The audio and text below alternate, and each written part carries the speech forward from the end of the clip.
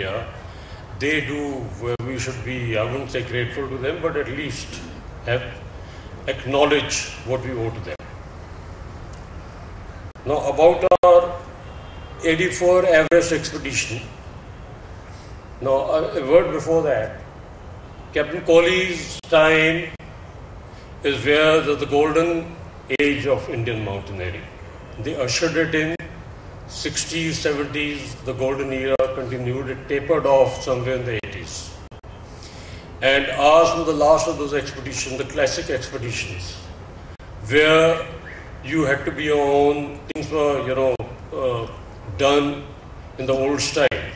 That is before the onset of commercialization, before the onset of guided expeditions. So that was the last, we had a lot of problems. We didn't have the best of shapers for some reasons. There was shortage of funds. There were accidents, avalanches where people died. 2 people died. And then there were only 2 expeditions allowed on the mountain, as against 30, 40 now. And the Bulgarians who were climbing from the difficult side ran into trouble. So we had to come to there to help them, and they helped us in the bargain because our oxygen proved defective. So the strongest point was we had a very strong team. The team was extraordinarily strong, and that is why I think with luck, with 42 we were able to succeed. And I said, and then finally in 87, I was fortunate to lead an Indo-British expedition to Sasar Kangri from a route which was earlier described as impossible. Once again, I don't take credit for those strong mountaineers, but I happen to have under me the very strong team from the Indian side. And there were the British on the other side who were to go on Everest a year later. Though I admire the British, but I would tell you that here they couldn't keep up with us. And when the final peak was climbed, for some reasons, it was only the Indians who climbed it. And obviously the British didn't like it. So it is, I said, while I give them the credit, but I think I had a little satisfaction, or shall we, whatever way you put it, that we were able to outperform those particular people, the people who had, there was always that little complex. So that's what I thought I'll just tell you. And I've written a few books on mountaineering. I have now delved in military science. I've written on the 62 war, and I've written on Pakistan. Thank you so much.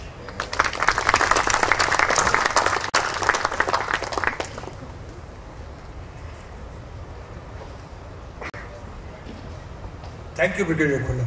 I'll now request our President, Mr. Vijay Chibber, to kindly release the book.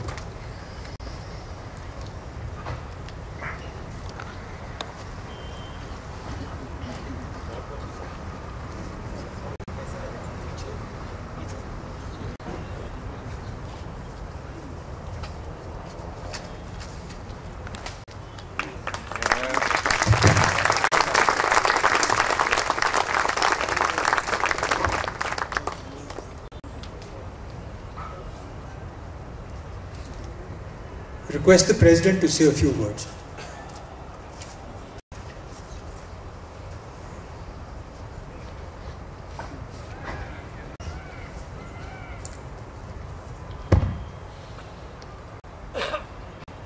Captain Kohli, Colonel Kumar, Major Ahluwalia, Brigadier Khulla, General Oban, ladies and gentlemen. It is indeed a very, very special evening today, that we have amongst us people who can only be described as living legends. Living legends not only because of what they achieved in the field of mountaineering, but I think they are living legends in terms of the humanity and the human beings that they are. They talk about team spirit,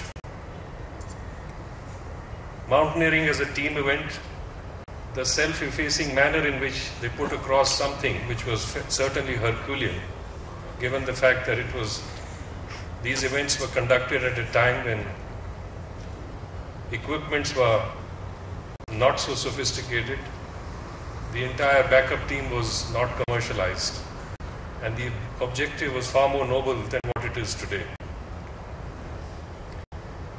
Today is also special because this event coincides with the centenary of the First War, as General Oban mentioned, and with the centenary of Everesters, as Captain Kohli indicated. So you have made us proud as members of Gymkhana, because it is only through the association of the club that we can bask in some of the glory that you have brought upon the country. As regards Colonel Kumar's book, it's a particularly interesting read for me because I was a student of St. Paul's around the late 60s, 69 to 71. And Colonel Kumar was a well-known figure those days in the hills in Darjeeling and Bhutan, where my father was posted around the time that he led the Chomalhari expedition.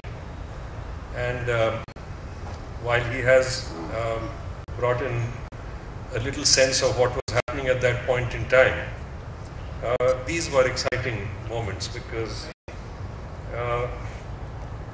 these expeditions were not only for purposes of mountaineering, they were expeditions, many of them for very strategic purposes, as was mentioned by Captain Kohli and has been referred to by Kumar in his book.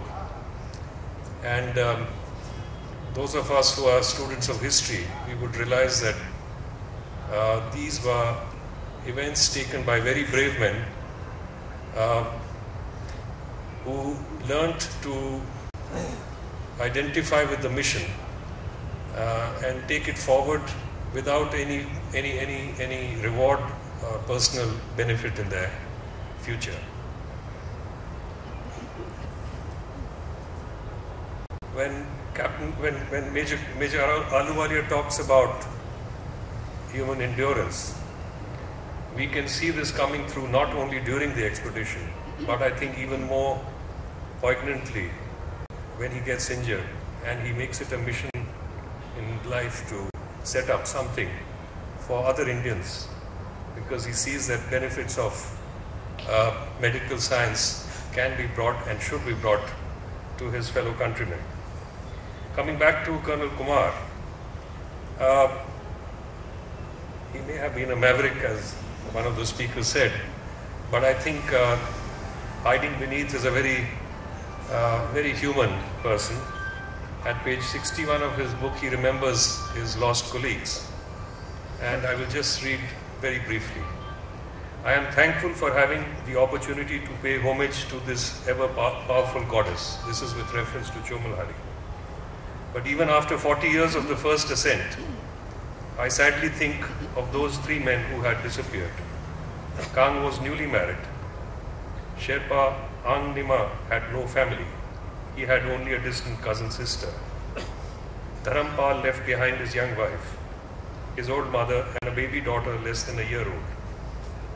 A few days back, while I was writing this book, Dharampal's grown-up daughter, who is now married, came and called on me with her children and her husband. It had taken her a year's effort to find me because she wanted to hear the story from me. We spent an hour together, and she has promised to come back to see the transparencies of the Chomalhari expedition.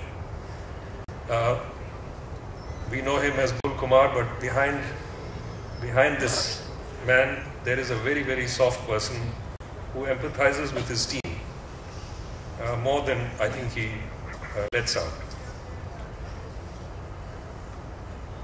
I will just read one para from Captain Kohli's self-introduction, which I think epitomizes all of them, because there is a certain nobleness and a spirit behind, I think, all such great people. I am an ordinary person. My life story simply proves that every human being can scale the highest peaks sense of achievement in his or her chosen field.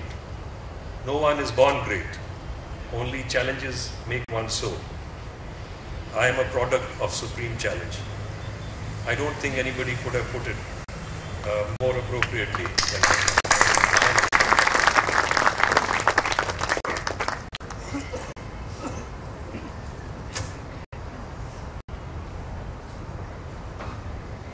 I will now request our president to give mementos on behalf of the Delhi Gymkhana Club to each one of these members of ours who have done us so proud.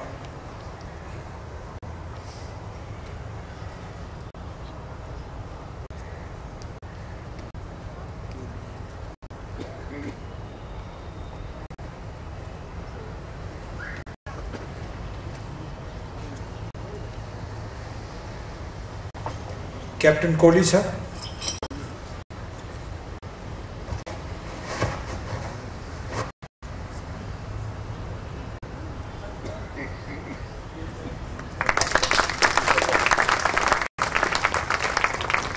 Colonel Kumar, sir.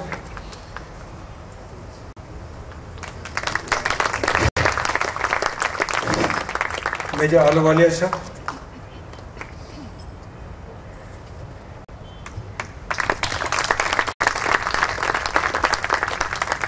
Brigadier Kulla.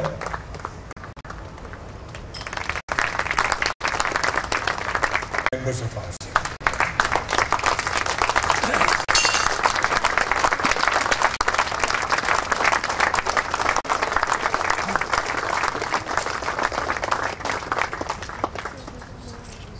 Thank you, ladies and gentlemen.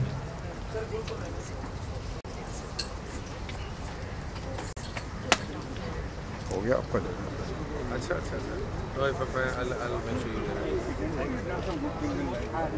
those in Delhi only sometimes I told him for a long time because he was traveling in the beginning but not so sure but I let him know and that's right when were you there?